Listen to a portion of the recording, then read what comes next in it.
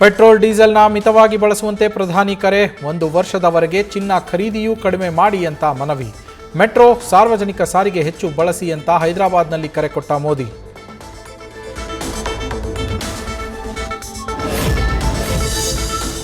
ಮೋದಿ ಹೇಳಿಕೆಗೆ ಸಾರ್ವಜನಿಕರಿಂದ ಮಿಶ್ರ ಪ್ರತಿಕ್ರಿಯೆ. ಮೆಟ್ರೋ, ಬಸ್ ನಂಬಿಕೊಂಡು ಇರೋದಕ್ಕಾಗಲ್ಲ, ಮನೆ ಬಾಗಿಲಿಗೆ ಬರೋದಿಲ್ಲ ಸಾರಿಗೆ.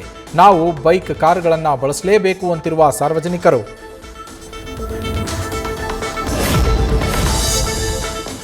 ಇವತ್ತಿನಿಂದ ತಮಿಳುನಾಡು ವಿಧಾನಸಭಾ ಅಧಿವೇಶನ. 233 ಶಾಸಕರಿಂದ ಪ್ರಮಾಣ ವಚನ ಸ್ವೀಕಾರ.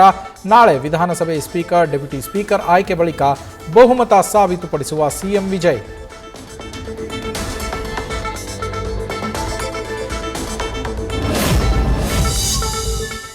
ಕೇರಳಕ್ಕೆ ಯಾರು ಸಿಎಂ ಅನ್ನೋದು ಇನ್ನೂ ಕಗ್ಗಂಟು. ಆಪ್ತ ಕೆಸಿ ವೇಣುಗೋಪಾಲ್ ಮೇಲೆ ರಾಹುಲ್ಗೆ ಒಲವು. ಆದರೆ ಕಾಂಗ್ರೆಸ್ ಹೈಕಮಾಂಡ್ಗೆ ಸತೀಶನ್, ರಮೇಶ್ ಚೆನ್ನಿತ್ತಾಲ ಮನವೊಲಿಕೆಯೇ ಸವಾಲು.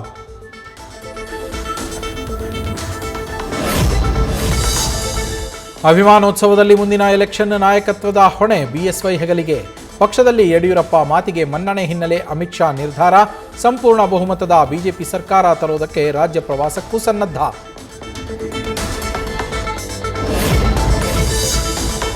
ಪ್ರಧಾನಿ ಬಂದಾಗ ಆರ್ಟ್ ಆಫ್ ಲಿವಿಂಗ್ ಬಳಿ ಜಿಲಿಟಿನ್ ಕಡ್ಡಿಗಳು ಪತ್ತೆ ಕೇಸ್. ಸ್ಥಳೀಯರ ವಿಚಾರಣೆ, ಸಿಸಿಟಿವಿ ಪರಿಶೀಲನೆ, ಕ್ವಾರಿಗಳ ಬಗ್ಗೆಯೂ ಎನ್ಕ್ವೈರಿ. 4 ವಿಶೇಷ ತಂಡಗಳು ರಚಿಸಿ ತನಿಖೆ ನಡೆಸ್ತಾ ಇರುವ ಪೊಲೀಸರಿಗೆ ತನಿಖೆಯೇ ಸವಾಲು. ಅನಾರೋಗ್ಯದಿಂದ ಸಚಿವ ಡಿ ಸುಧಾಕರ್ ನಿಧನ. ಇವತ್ತು ಸ್ವಗ್ರಾಮ ಚಳ್ಳಕೆರೆಯಲ್ಲಿ ಅಂತಿಮ ದರ್ಶನ. ಸಂಜೆ 4 ಗಂಟೆ ನಂತರ ಜೈನ ಸಂಪ್ರದಾಯದಂತೆ ಅಂತ್ಯ ಸಂಸ್ಕಾರ.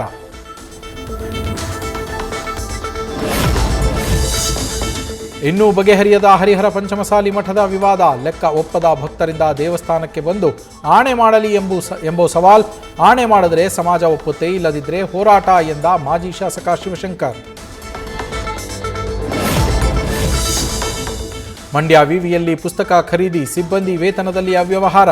ಪ್ರಭಾರ ಕುಲಪತಿ ನೇಮಕದಲ್ಲೂ ಕಾನೂನು ಉಲ್ಲಂಘನೆ ಆಯ್ತಾ? ಪ್ರೊಫೆಸರ್ ಶಿವಚಿತ್ತಪ್ಪರನ್ನ ಹುದ್ದೆಯಿಂದ ವಜಾ ಮಾಡಬೇಕೆಂದು ಆಗ್ರಹ. ಮರಿತಿಬ್ಬೇಗೌಡರಿಂದ ಆಗ್ರಹ. ಜಮೀನು ವಿಚಾರಕ್ಕೆ ರೈತರು ಮತ್ತು ಅರಣ್ಯ ಇಲಾಖೆ ನಡುವೆ ಜಟಾಪಟಿ. ರಾಯಚೂರದ ಸುಣ್ಣದಕಲ್ಲು ಗ್ರಾಮದ ಜಮೀನು ಇಲಾಖೆಗೆ ಸೇರಿದ್ದು ಅಂತ ಅಧಿಕಾರಿಗಳ ಪಟ್ಟು. ಜಮೀನು ಪತ್ರ ನಮ್ಮ ಹೆಸರಲ್ಲಿದೆ, ಇಲಾಖೆ ಅಕ್ರಮ ಎಸಗ್ತಾ ಇದೆ ಅಂತ ರೈತರ ಅಳಲು. ಬೆಳ್ತಂಗಡಿಯ ಕ್ಯಾಂಟೀನ್ ಒಳಗೆ ವೇಶ್ಯಾವಾಟಿಕೆ ದಂಧೆ ಬಯಲು. ಖಚಿತ ಮಾಹಿತಿ ಪಡೆದು ದಾಳಿ ನಡೆಸಿದ್ದ ಬೆಳ್ತಂಗಡಿ ಪೊಲೀಸರು. ಕ್ಯಾಂಟೀನ್ ಮಾಲೀಕ ಸುಂದರ್ ಶೆಟ್ಟಿ ಸೇರಿ 3 ಅರೆಸ್ಟ್, ಓರ್ವ ಯುವತಿಯ ರಕ್ಷಣೆ.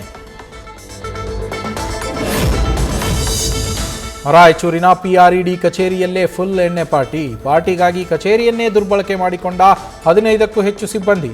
ಗುಂಡು ತುಂಡು ಪಾರ್ಟಿ ಮಾಡುವ ವಿಡಿಯೋ ವೈರಲ್. ಸ್ಥಳೀಯರ ಆಕ್ರೋಶ. ಬೆಂಗಳೂರಿನಲ್ಲಿ ವಾಸಿಸ್ತಾ ಇರೋ ಜನರೇ ಹುಷಾರು. ಅಡುಗೆ ಮನೆ ಹಿತ್ತಲಲ್ಲಿ, ಶೂ ಚಪ್ಪಲಿಯಲ್ಲೂ ಬುಸ್ಬೋಸ್. ತಾಪಮಾನ ಏರಿಕೆಯಿಂದ ಮನೆಗಳಿಗೆ ಬರ್ತಾ ಇವೆ ಸ್ನೇಕ್ಸ್. ಬೆಳ್ಳಂಬೆಳಗ್ಗೆ ದೊಡ್ಡಬಳ್ಳಾಪುರದ ಬಳಿ ಭೀಕರ ಅಪಘಾತ. ಅಡ್ಡ ಬಂದ ನಾಯಿಯನ್ನ ತಪ್ಪಿಸಲು ಹೋಗಿ ಮರಕ್ಕೆ ಥಾರ್ ಡಿಕ್ಕಿ. ಥಾರ್ನಲ್ಲಿದ್ದ 5 ಗಂಭೀರ ಗಾಯ. ಖಾಸಗಿ ಆಸ್ಪತ್ರೆಗೆ ದಾಖಲು.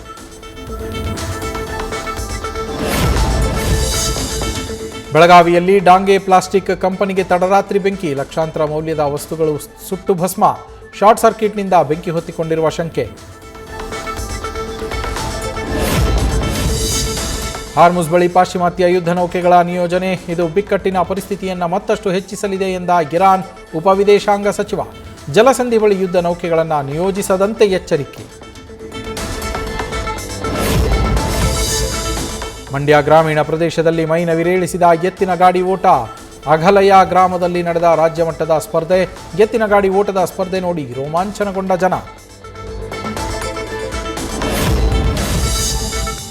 ಮುಂಬೈ ವಿರುದ್ಧ ಆರ್ಸಿಬಿಗೆ ರಣರೋಚಕ ಜಯ. 2 ವಿಕೆಟ್ಗಳ ಗೆಲುವು ದಾಖಲಿಸಿದ ಆರ್ಸಿಬಿ. ಪ್ಲೇ ಆಫ್ನಿಂದ ಹೊರಬಿದ್ದ ಮುಂಬೈ.